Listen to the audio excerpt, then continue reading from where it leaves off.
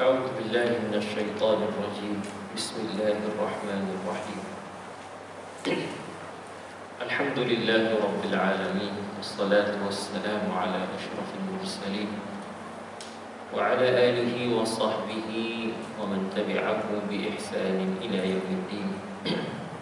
سبحانك لا علم لنا إلا ما علمتنا إنك أنت العليم الحكيم، ولا حول ولا قوة إلا بالله العلي العظيم. رب اشرح لي صدري ويسر لي أمري واحلل عقدة من لساني يفقهوا قولي. رب زدنا علما وارزقنا فهما. أما بعد، السلام عليكم ورحمة الله وبركاته. Alhamdulillah, marilah sama-sama kita merafak syukur kepada Allah Ta'ala. Malam ini dapat lagi kita bertemu di majlis ilmu dan meneruskan perbincangan kita di dalam kitab Al-Mu'tamad, kitab yang berkisar tentang fiqh mazhab Syafi'i. Jadi sama-sama kita mengulang kaji. Mungkin perbincangan berkenaan dengan fiqh di awal-awal ini kita dah pernah pelajari berkenaan dengan taharah, berkenaan dengan salat dan sebagainya. Namun kita ulang kaji supaya kita lebih lebih ingat dan lebih memahami dengan lebih mendalam. Mungkin ada perkara-perkara yang kita terlepas pandang, maka dengan pengajian yang bersistem ini, melihat kepada kitab, pengajian kitab ini, kita akan lebih memahami hukum-hukum tersebut dengan lebih jelas. Baik, kita berada pada perbincangan pada fasal yang pertama, baru kita mula kitab ini, iaitu berkenaan dengan bab ataupun fasal berkenaan air yang boleh digunakan untuk bersuci, berkenaan dengan al-ma' ataupun miyah. Dalam bahasa Arab disebut al-ma', air. Jadi pentingnya perbincangan berkenaan dengan air ini kerana ia mendasari kepada sah ataupun tidak sah sesuatu ibadah yang paling agung, khususnya ibadah salat. Jadi penting bagi kita untuk mengetahui hukum hakam, jenis-jenis selok-belok yang berkait dengan air ini, supaya wuduk yang kita ambil ataupun air yang kita gunakan untuk mandi mengangkat hadas besar ataupun hadas kecil, ianya betul dan sah, dan kesannya adalah ibadah solat kita sah. Kalau sebaliknya, maka ibadah solat kita tidak sah. Baik, kita melihat pada jenis air. Kita telah sebut pada siri yang lepas, iaitu jenis yang pertama disebut sebagai air yang suci lagi menyucikan. Dia ada di sini, pengarang nyatakan ada empat jenis air. Dia dinyatakan tiga pembahagian, iaitu air yang suci dan sifat dia juga menyucikan. Yang kedua, air yang suci tetapi tidak boleh menyucikan. Dan yang ketiga adalah air yang bernajis. Pada seri yang lepas kita telah sebut jenis yang pertama, iaitu air yang sifatnya suci dan dia menyucikan. Dalam bahasa Arab disebut tahir wa mutahhir. Menyucikan dengan arti kata dia boleh kita ambil untuk berwuduk dan mandi wajib. Menyucikan maksud dari sudut sah untuk melaksanakan ibadah dengannya. Jadi airnya disebut sebagai air mutlak. Selagi mana dia dikategorikan sebagai air mutlak, maka dia sah untuk kita berwuduk dan mandi wajib.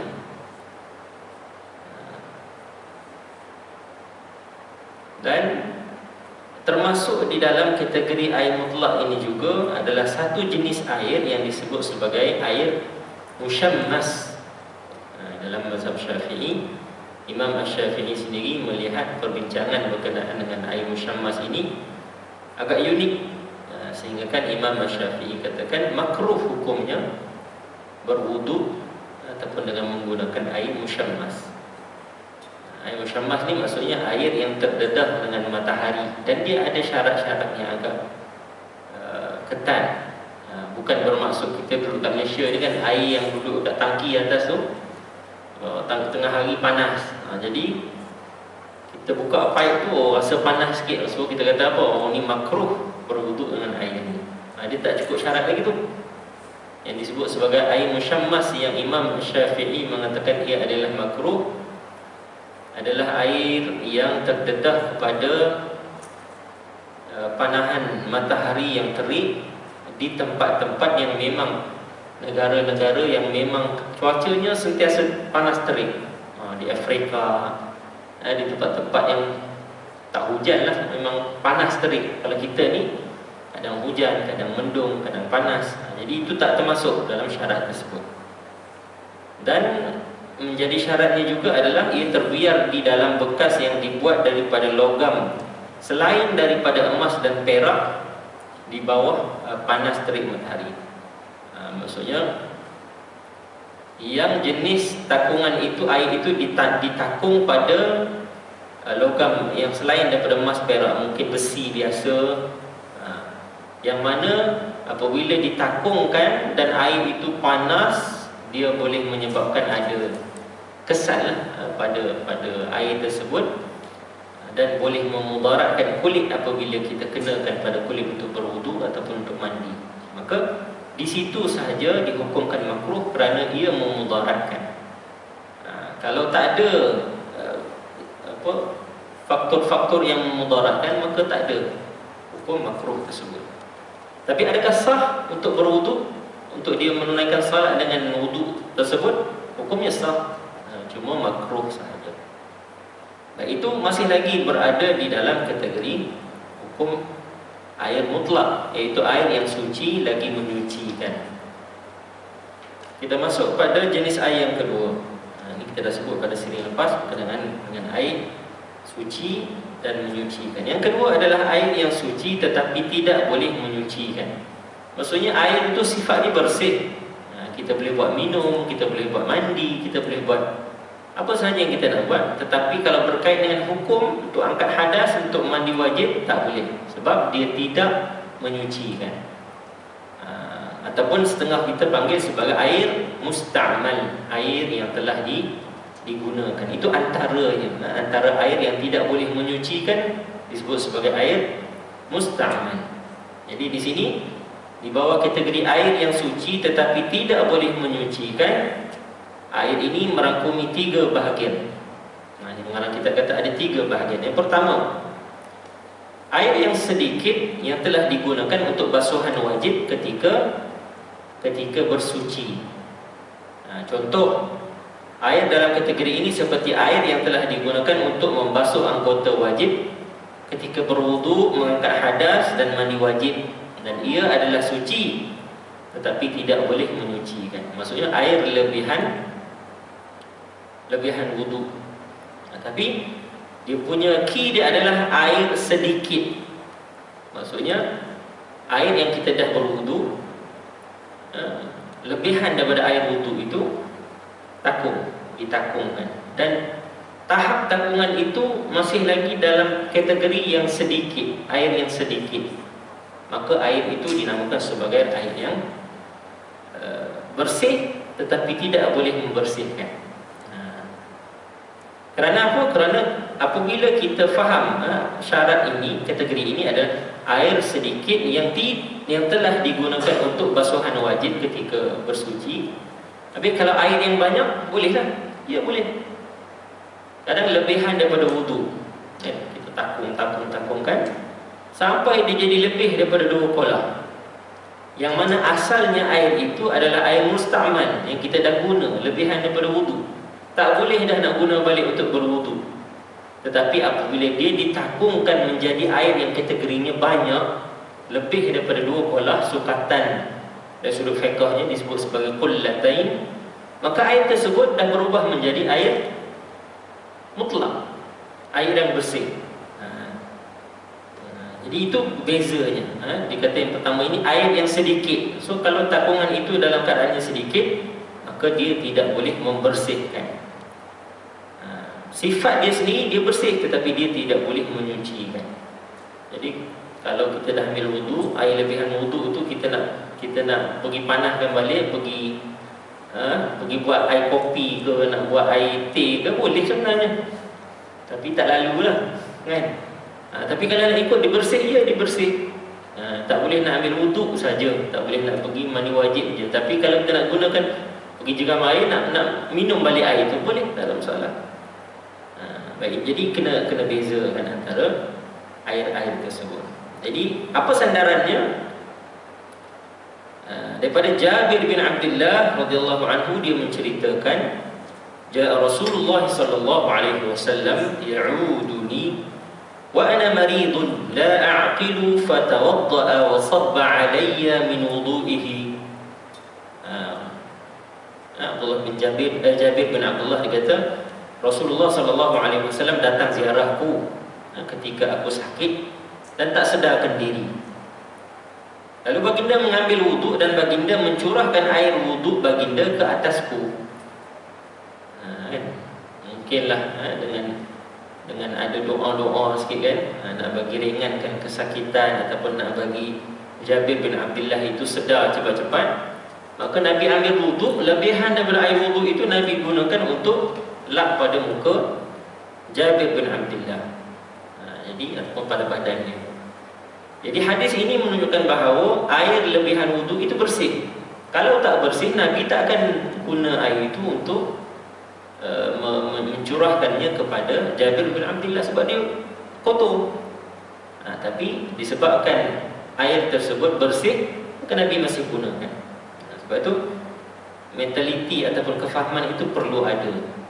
Kadang-kadang apabila kita berwuduk ni, kan, air yang kita takungkan di tangki itu banyak habiskan ke situ.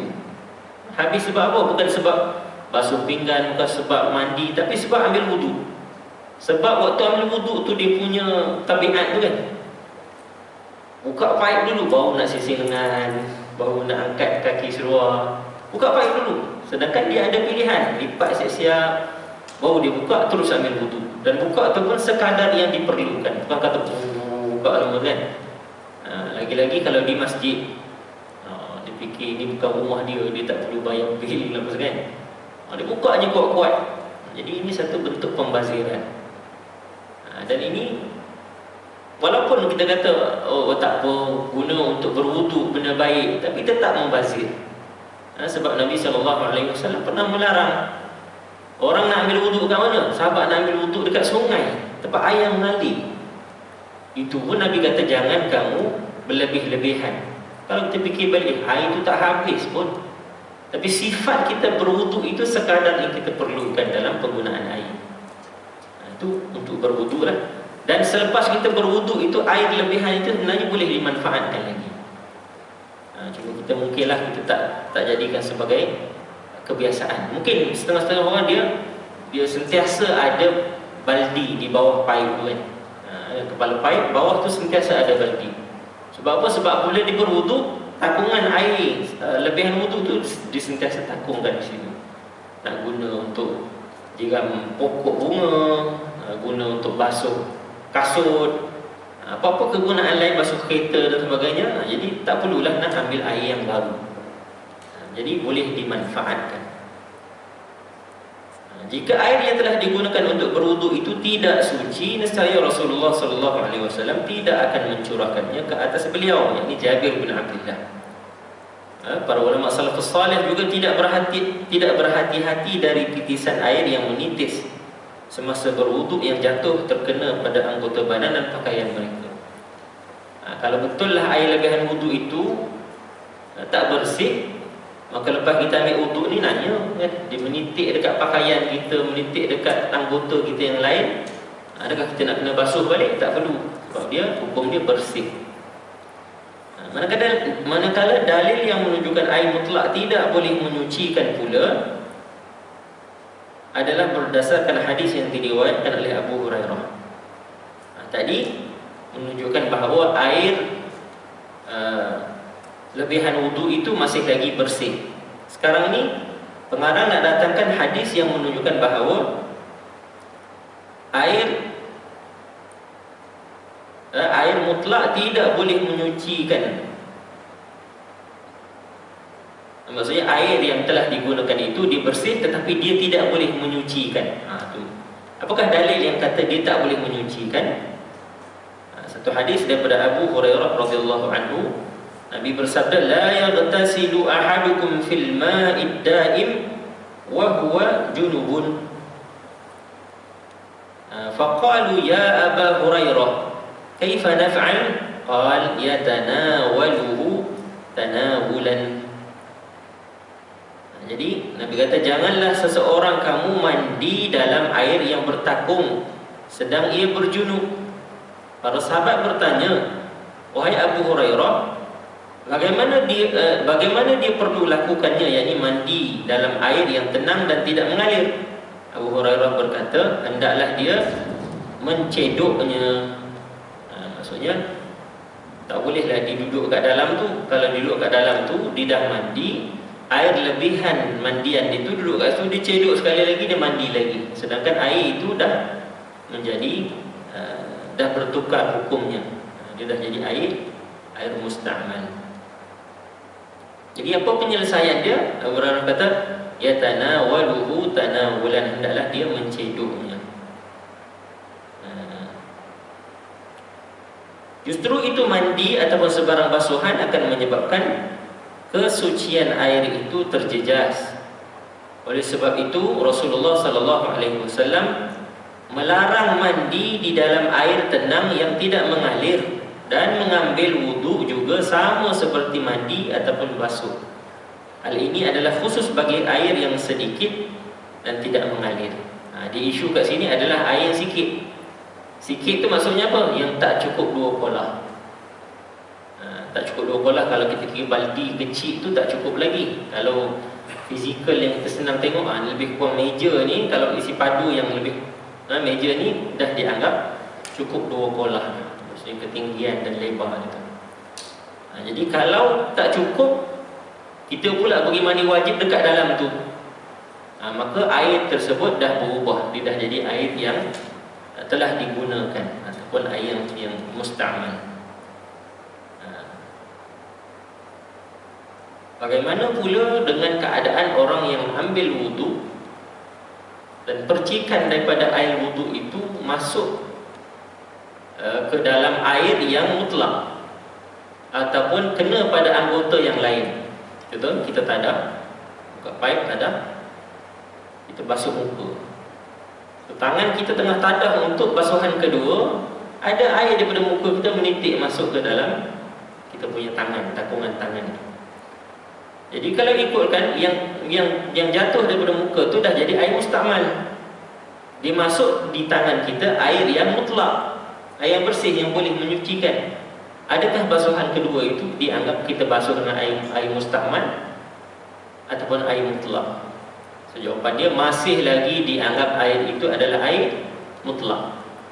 Sebab apa? Sebab keadaan itu disebut sebagai keadaan yang tidak dapat dielakkan dan dia dimaafkan. Kalau kita nak pastikan tak ada air menitik dari muka kita, daripada anggota wudu kita, memang susah. Dan percikan air itu satu benda yang susah kita nak kawal, maka hukumnya dimaafkan.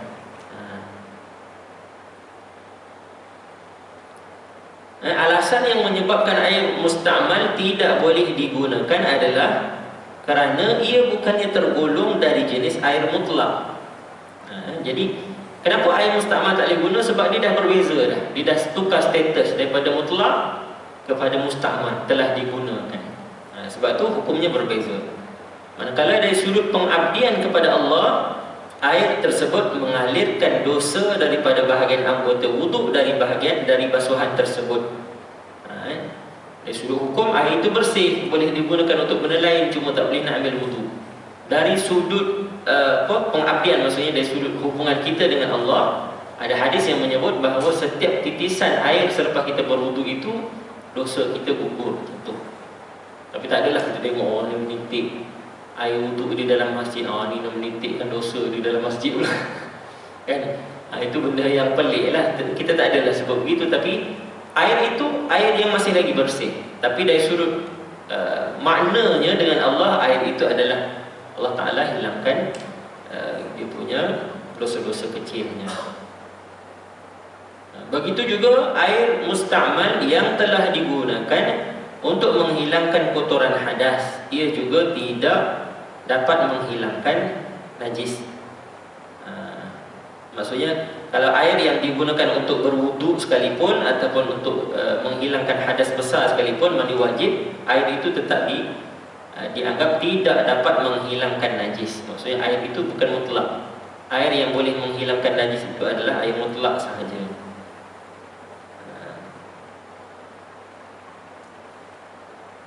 Jadi kesimpulan daripada jenis yang kedua ini, jenis yang pertama ini adalah air sedikit yang telah digunakan untuk basuhan wajib ketika berwuduk. Air lebihan daripada wuduk itu, itulah disebut sebagai air musta'mal. Tapi kalau dia termasuk di dalam bekas ataupun di dalam tadahan kita untuk kita gunakan untuk berwuduk selepas itu, ia dimaafkan. Dia tak dianggap membatalkan kita punya wuduk. Baik, itu yang pertama. Yang kedua, so tadi khusus pada air yang sedikit. Kalau kita buat sedemikian, kita berwuduk, air itu menitik masuk balik ke dalam mana? Dalam kolam, dalam sungai. Itu air sungai itu tak adalah nak jadi musta'mal sebab kuantitinya banyak. Dia dah lebih daripada kuantiti 2 kolah. So dalam mazhab Syafi'i ada perbezaan antara istilah 2 kolah dengan istilah tak capai 2 kolah. Itu yang membezakan. Kalau dalam mazhab lain dia punya isu dia. Jadi kita sebut ini untuk praktikal kita dalam mazhab Syafi'i yang membezakan antara 2 kolah dengan tidak 2 kolah. Baik, yang kedua, air mutlak yang bercampur dengan sesuatu bahan yang suci dan bahan tersebut tidak boleh dipisahkan daripada air tersebut. Tadi kalau kuantiti air itu sikit, kita guna wuduk, lebihan tu jadi air yang tak bersih dah. Maksudnya air yang tak boleh digunakan untuk berwuduk lagi. Jenis yang kedua ini, kita tak ambil berwuduk, kita tak ambil untuk mandi wajib, tetapi air itu bercampur dengan sesuatu yang suci, bersih. Contohnya apa? Contohnya di sini bagi contoh seperti air yang bercampur dengan za'faran. Za'faran ni jenis bunga. Apabila kita campur tu, biasa orang buat untuk minum, untuk perubatan, adalah khasiat-khasiat dia tertentu. Ataupun bercampur dengan benda lain, kita buat apa? Air kopi dan air Milo, kita bancuh, memang buat air gula, buat air garam. Jadi air yang kita bancuh itu dia dah bercampur dengan benda lain. Sabun, kita buat air sabun, campur dengan sabun. Jadi apabila air mutlak itu dah bercampur dengan benda lain, benda itu benda yang bersih lah, bukan najis. Jadi percampuran itu menyebabkan nama air mutlak itu dah berpindah kepada air lain. Asalnya air mutlak, kemudian dipindah jadi air apa? Air Milo, air za'faran. Kita tak panggil dah air mutlak, kita panggil air dengan dia punya campuran tu. Jadi apabila dia dah berubah sedemikian, maka dah hilanglah fungsi dia yang boleh menyucikan. Tapi fizikal dia masih lagi bersih, boleh buat minum, boleh kalau kena pada pakaian tak perlu nak basuh sebab dia bukan najis. Jadi itu air yang bersih tetapi tidak boleh menyucikan. Sebab apa? Sebab dia dah bertukar nama daripada air mutlak kepada air yang lain.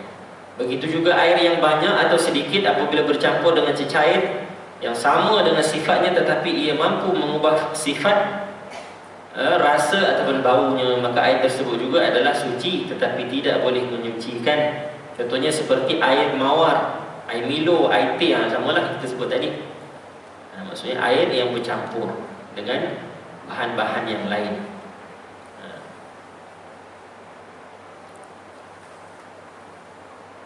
Okay. Sebab tu kalau kita cerita tentang mandi wajib kan, kita sebut sebelum ni, kalau mandi wajib, air yang dianggap sebagai rukun untuk kita ratakan pada keseluruhan badan kita adalah air mutlak.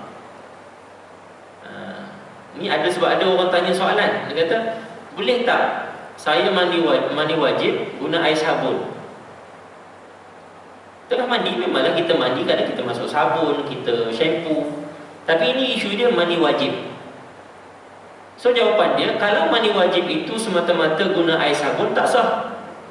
Sebab yang sahnya adalah guna air mutlak. Air sabun adalah air dah bercampur dengan benda lain. Kita bincang ni kan, air apabila dicampur dengan benda lain, dia dah jadi bukan air mutlak. Dan apabila dia dah tak jadi air mutlak, air itu tak sah untuk berwuduk, tak sah untuk mandi wajib.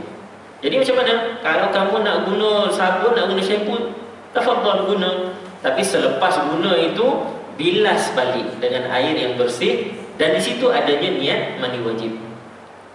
Kalau kita niat di awal-awal waktu mandi dengan sabun tu tak kena. Sebab apa? Sebab di situ bukan air mutlak. Air mutlak niatnya, niat mandi wajib itu ketika kita mandi dengan air mutlak. Ini pun kadang ada setengah yang salah faham. Ataupun kita mandi dengan air mutlak dulu, bersihkan dulu, ratakan dulu keseluruhan badan pakai air mutlak. Settle lah mandi wajib. Lepas tu nak gosok pakai sabun ke, pakai shampoo ke, tafadhal, boleh, tak ada masalah. Cuma kita faham konsep air mana yang boleh mengangkat hadas besar, air mutlak sahaja. Air yang bercampur dengan sabun dah tak jadi air mutlak.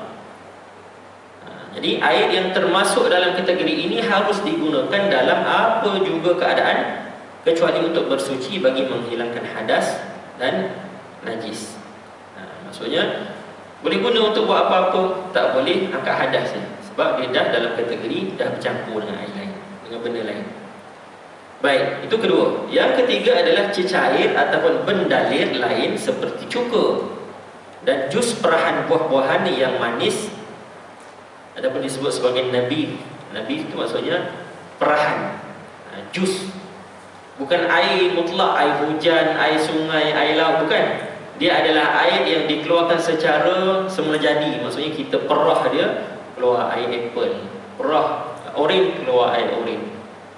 Jadi air dalam bentuk ini adalah suci, bersih, tetapi tidak boleh menyucikan, serta tidak boleh digunakan untuk mengangkat hadas dan menghilangkan najis.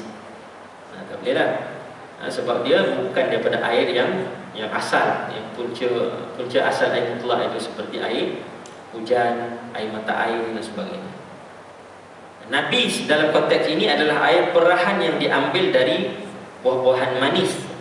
Manisan buah-buahan tersebut diperah dan ditukar bentuk kepada cecair seperti buah kurma, kismis, aprikot dan lain-lain. Maksudnya air yang diperah daripada buah. So ini bukan air mutlak.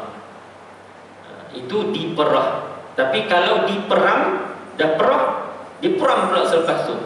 Kan? Itu dia dah jadi proses untuk jadi arak. So itu dia dah jadi sesuatu yang najis. Kalau dia dah jadi diperah, diperam selepas tu, dengan proses penampaian dan sebagainya, contoh macam anggur kan, diperah, diperam, lama-lama dia jadi air yang memabukkan, maka fizikal air itu dia jadi najis dah. Dalam mazhab Syafi'i dia dianggap sebagai najis. Tapi selagi mana dia tak melalui proses penampaian, proses peram tu, semata-mata diperah daripada buah jadi air, maka air itu bersih untuk minum, untuk buat apa saja, tapi tak boleh untuk angkat hadas. Jadi itu tiga jenis air yang bersih pada fizikal dia, tetapi dia tidak boleh membersihkan. Dengan arti kata tidak boleh guna untuk berwuduk dan juga untuk mandi wajib. Itu kategori air yang kedua, iaitu air yang suci dan tidak menyucikan. Kategori air yang ketiga adalah air yang bersih, air bernajis. Air bernajis, mutanajis. Air bernajis adalah air yang terdedah ataupun tercampur dengan najis. Air pada asalnya adalah mutlak, namun air ini bercampur dengan najis, ia pasti akan mengubah warna, rasa dan baunya dan menjadi air kotor yang bernajis. Sabda Nabi SAW, al-ma'u tahurun la yunajjisuhu syai'un illa ma ghayyara ta'muhu aw rihahu. Ta'mahu aw rihahu. Air itu suci bersih, tidak dicampurinya oleh sebarang najis kecuali sesuatu yang boleh mengubah rasa dan bau. Jadi asal air itu bersih, tapi kalau sesuatu berlaku kepadanya, ditambah, diletak sesuatu, dicampur dengan sesuatu sehingga mengubah dia punya rasa dan baunya, sebagai ulama mengkiaskan warna itu juga dengan rasa dan bau. Maksudnya rasa, bau yang disebut dalam hadis, tapi sebagai ulama mengkiaskan, menambah lagi satu adalah warnanya. Jadi berubah warna, berubah rasa, berubah bau, maka dia dah bertukar menjadi air yang tidak boleh digunakan untuk mengangkat hadas, dan dia juga dianggap sebagai air yang najis. Sekiranya terjatuh najis di dalam air tetapi ia tidak mengubah rasa, warna dan baunya, maka ia hendaklah dibezakan dengan dua situasi. Tadi kita sebut dia jadi mutanajis apabila masuk najis dan dia berubah warna, berubah bau, berubah rasanya. Tapi dia ada dua keadaan. Keadaan pertama, apabila air yang sedikit masuk najis dalam air yang sedikit. Macam mana keadaan dia? Ia akan menjadi najis dengan sebab terjatuh najis ke dalamnya, sama ada najis itu sedikit ataupun banyak. Contohnya percikan air kencing dan najis selainnya yang terjatuh di dalam air sedikit, sama ada air itu mengalir atau dalam keadaan tenang dan bertakung, ia tetap bernajis dan tidak boleh menyucikan. Terpercik air kencing masuk ke dalam bekas air mutlak, yang bekas air itu kecil, tak cukup 2 kolah, maka air itu otomatik jadi air najis. Tak boleh guna dah untuk berwudu. Beza tadi, kalau yang percik itu adalah percikan daripada lebihan air wudu, dia tengah wudu, terpercik masuk dalam baldi tadi tu, baldi itu masih lagi boleh digunakan untuk berwudu. Tapi kalau yang terpercik itu adalah najis, masuk dalam air yang bekasnya kecil, maka otomatik air itu jadi air mutanajis, walaupun dia tak berubah warna, tak berubah bau, tak berubah rasa. Itu keadaan pertama, air yang sedikit. Keadaan yang kedua iaitu air tersebut dalam keadaan banyak. Maksudnya banyak ini lebih 2 kolah, dan terdapat najis yang terjatuh ke dalamnya. Air itu tidak akan berubah salah satu sifatnya, sama ada rasa, bau dan warna, maka ia tidak menjadi najis, bahkan tetap kekal sifatnya dalam keadaan suci, bersih dan boleh digunakan untuk bersuci. Kalau najis masuk dalam bekas yang besar yang lebih 2 kolah, selagi mana tak bertukar salah satu daripada 3 ni, bau, rasa, warna, maka air itu masih lagi dianggap air yang bersih, yang boleh guna untuk berwudu. Kan? Jadi itu penting, dari sudut hukum sah tak sah tu kita kena tahu kat situ. Ada orang apa boleh masuk je najis dalam satu takungan air, habislah air ni tak sah dah guna untuk wudu. Sedangkan dia tak boleh nak bezakan, ada air yang cukup 2 kolah, ada air yang tak cukup 2 kolah. Kalau cukup 2 kolah, relax, jangan risau. Tengok dulu dia dah berubah ke tak warna dia, bau dia. Kalau tak ada apa, setakat masuk sikit saja, okey, keluarkan najis tu je, tak ada masalah, boleh guna lagi air tersebut, tak perlu buang. Biasa kalau orang dulu pakai perigi kan, jatuh ayam dalam tu, mati jadi bangkai. Contoh apalah, binatang-binatang yang lain kan. Kat kampung saya pernah jatuh kambing, jatuh dalam telaga, dalam perigi. Mungkin dia buat tak berapa tinggi, kejar masuk dalam tu, mati. Tak sempat diselamatkan. Mungkin orang tak tahu waktu dia jatuh tu, dia tengok bau busuk, saya cari, jumpa dalam perigi. So ini macam mana kita nak kendalikan kes ni? Adakah air tu automatik tak boleh guna pakai? Kita tanya-tanya ustaz waktu tu kan, tanya. Dia kata air itu masih boleh digunakan melihat kepada keadaannya. Dia bau ke tak bau, ubah warna tak ubah warna. Kita tengok, dia tak ada berubah warna sangat, cuma dia ada bau sikit. So macam mana buat? Keluarkan bangkai tersebut, keluarkan sebahagian daripada air itu, keluar, tambah lagi dengan air lain, masuk lebih kurang rasa dah hilang bau dia tu, tak ada sangat, maka boleh guna balik air yang ada dalam perigi tersebut. Jadi apabila dia berkait dengan air yang lebih 2 kolah, maka relax, jangan panik. Ada jalan penyelesaiannya. Tapi kalau air itu kurang daripada 2 kolah, masuk najis, otomatik jadi najis lah. Kadar yang membezakan antara sedikit dan banyaknya air tersebut ialah seperti yang dijelaskan oleh baginda sallallahu alaihi wasallam sebagai 2 kolah, dipanggil qullataini. Kullah ni maksudnya bekas air yang digunakan, yang terkenal di kalangan orang Arab. Maksudnya satu bekas, 2 bekas lah. Dan macam mana dia punya kadar dia, dia punya hadis dia, Nabi kata idza balagha al-ma'u qullataini fa innahu la yahmilul khabas. Nabi kata apabila air mencukupi 2 kolah, maka ia tidak membawa najis. Jadi jelas, air yang dah cukup 2 kolah tu dia sifat dia kebal sikit, dia tak mudah jadi air najis. Dalam lafaz yang lain Nabi kata la yunajjisuhu syai'un. Kalau air dah cukup 2 kolah, maka dia tidak dinajisi oleh sesuatu pun. Perlu diketahui bahawa air yang sedikit boleh dipelihara dari terkena najis jika ia berada dalam bekas dan pada tempat yang dipelihara rapi. Manakala air yang banyak sukar dipelihara dari terkena najis. Oleh itu sukatan 2 kolah menjadi kadar yang menentukan sama ada air tersebut sedikit ataupun banyak.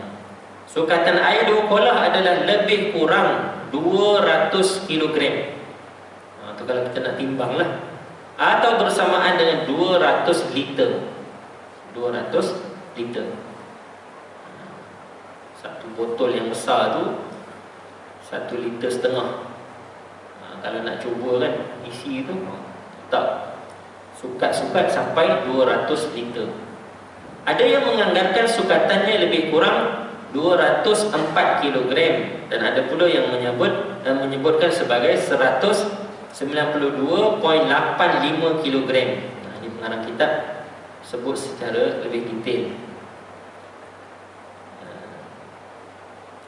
Kalau dia punya ukuran bekas dia lebih kurang 2 hasta dalam dan 1 hasta lebar.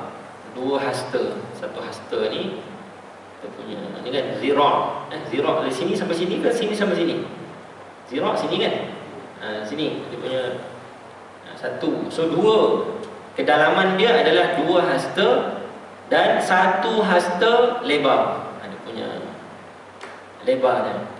Menurut pandangan ulama Hambali, ukurannya ialah 2,5 hasta dalam dan 1 hasta lebar. Itu lebih kurang lah. Jadi sukatannya kalau kita tengok pada sukatan yang anggaran yang disebut tadi, lebih kurang 200 liter. 200 liter. Jadi sukatan ini yang membezakan antara air itu cukup 2 kolah ataupun tak cukup 2 kolah. Kalau dia cukup 2 kolah ke atas, maka air itu sifatnya kebal sedikit, seperti mana yang Nabi sebut. Tapi jangan ada satu statement pemikiran bahawa air 2 kolah saja yang bersih. Sebab ada juga yang keliru dan ditanya soalan, Ustaz, boleh tak nak berwuduk daripada air yang tak cukup 2 kolah? So saya faham dah kalau dia tanya macam tu, maksudnya dia tak faham dari sudut konsep 2 kolah. Boleh ke tak kita nak berwuduk dengan air yang tak cukup 2 kolah? Kalau tuan-tuan jawab boleh ke tak boleh? Kan kita dah cerita air 2 kolah ni kan. Dia datang dengan soalan simple, boleh tak nak wuduk dengan air yang tak cukup 2 kolah? Jawapan dia boleh, tak ada masalah. Kan? Yang menjadi syarat sah wuduk itu adalah air mutlak. Kadar 2 kolah ke tak 2 kolah ini isunya apabila dia ditimpa najis. Kekebalan air tu apabila dia terkena najis. Tapi kalau isu kita nak berwuduk, air banyak ni pun kita boleh guna wuduk. Yang penting air itu adalah air mutlak. Kan? Nak guna satu bekas untuk mandi wajib boleh. Yang penting syarat dia air itu air mutlak dan rata pada keseluruhan badan ketika mandi wajib. Ataupun ambil wuduk, kena keseluruhan pada anggota wuduk. Jadi jangan salah faham. 2 kolah itu hanya sukatan yang apabila kita bincang ada najis terkena pada air tersebut. Maka kita guna sukatan 2 kolah.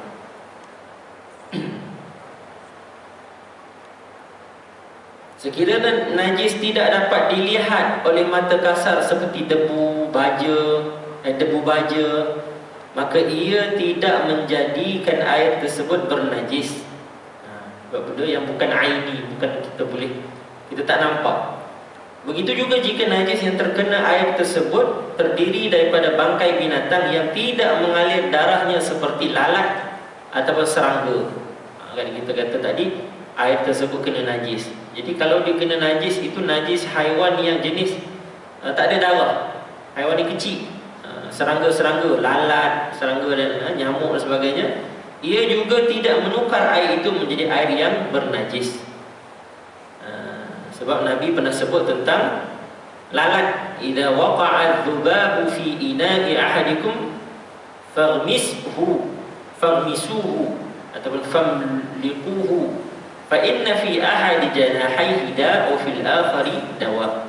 Apabila lalat terjatuh ke dalam minuman salah seorang daripada kamu, maka hendaklah kamu selamkannya, kerana pada salah satu sayapnya terdapat penyakit dan salah satunya terdapat penawarnya. Jadi kalau air tengah baru sampai, tertarik tuan-tuan, memang favourite, tiba-tiba lalat datang, dia singgah, jatuh pula kat situ. So apa kita buat? Selam dengan dia. Bukan kata masukkan pakai sudu kan, masuk orang kacau. Bukan kacau, maksudnya bagi kedua-dua sayapnya masuk, tenggelam, kemudian keluar. Sebab Nabi kata salah satu sayapnya ada ubat, salah satunya ada racun. So kalau kena yang ubat, kalau kena yang racun saja, kita dah keluarkan, mungkin sakit perut lah. Jadi itu dari sudut sainsnya. Tapi dari sudut hukum yang kita nak bincang di sini, kita tak buat kira sangatlah dengan binatang-binatang yang kecil, yang tidak ada darah yang mengalir, dimaafkan. Melainkan jika najis tersebut banyak dan mampu mengubah air tersebut, maka air itu adalah bernajis. Tiba pula dah baca hadis yang kata lalat masuk dalam air tak ada masalah, boleh rendamkan, keluar, boleh minum air itu. Dia pergi tangkap lalat, boleh skido, masuk ke dalam airnya. Itulah yang bercerita lah tu kan, air tu dah berubah jadi warna lain ataupun warna baunya dah berubah, maka itu lain, dia boleh jadi najis. Kalau setakat seko tak ada masalah. Begitu juga jika air yang banyak dan najis yang terjatuh di dalam air tersebut membuatkan ia berubah rasa, warna dan baunya, maka jadilah air yang najis. Air tersebut adalah najis dengan ijma' para ulama, sama ada perubahan yang berlaku ke atas air tersebut sedikit ataupun banyak. Air yang bernajis tidak sah untuk bersuci dan menyucikan sesuatu. Sifat air mutanajis itu fizikalnya pun tak suci, dan dia tidak boleh digunakan untuk membersihkan yang lain. Oleh itu, menggunakan air yang bernajis tidak sah bagi tujuan mengangkat hadas dan menghilangkan najis. Jika air yang bernajis berubah dengan sendiri secara semula jadi, maka ia menjadi suci dan mampu menyucikan sesuatu. Jika ia berubah setelah dicampur dengan tanah, kapur ataupun selainnya, maka ia tidak dianggap suci dan menyucikan. Maksudnya yang kita boleh anggap dia sebagai air mutlak balik kalau perubahan itu secara semula jadi. Dibiarkan begitu. Mungkin ada satu takungan perigi buta, contohnya perigi ataupun bekas yang bertakung tu, lalu 2-3 bulan lepas nampak macam ada najis kat situ, ada najis dalam air yang bertakung tu. Selang 2-3 bulan lalu balik, air tu nampak jernih, tak ada dah najis kat dalam tu. Tak ada siapa-siapa pun yang bersihkan dia, tak ada siapa-siapa pun letak apa-apa benda tambahan ke dalam air tersebut, maka perubahan itu secara semula jadi, maka ia dianggap sebagai air yang bersih dan boleh menyucikan. Melainkan kalau ada usaha untuk mengubah balik campuran-campuran tertentu, maka dia tidak dianggap sebagai air yang boleh menyucikan.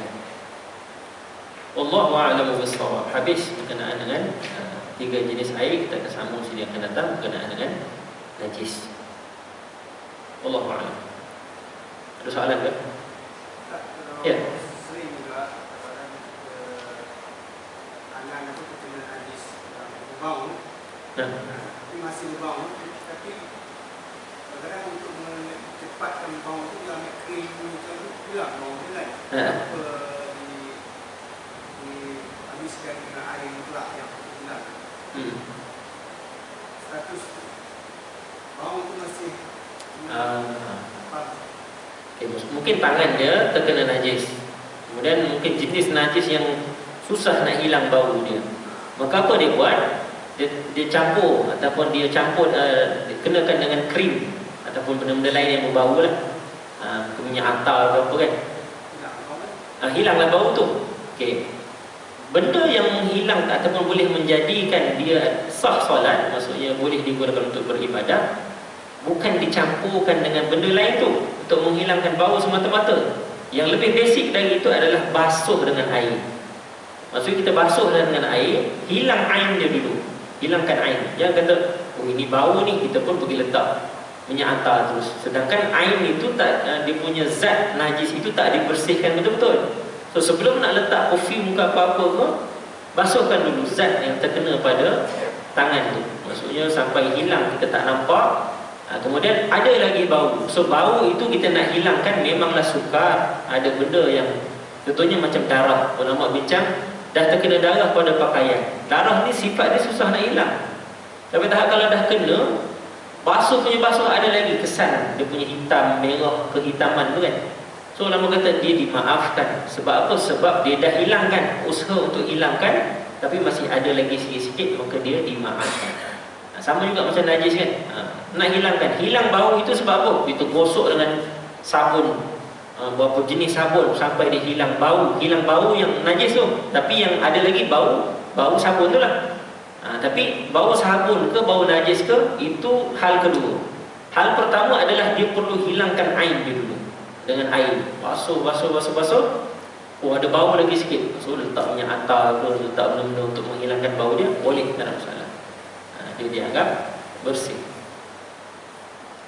Wallahu a'lam bishawab. Setakat itu mungkin perbincangan kita malam ini, dan ada sedikit sebanyak yang boleh kita jadikan sebagai panduan dalam ibadah seharian kita. Bismillahirrahmanirrahim. Alhamdulillahirabbil alamin. Wassalatu wassalamu ala asyrafil mursalin wa ala alihi washabbihi ajma'in. Allahumma 'allimna ma yanfa'una wanfa'na bima 'allamtana rabbana zidna 'ilman warzuqna fahma. Sallallahu ala nabiyyina Muhammad wa ala alihi wa sahbihi wa baraka wa sallam. Alhamdulillah.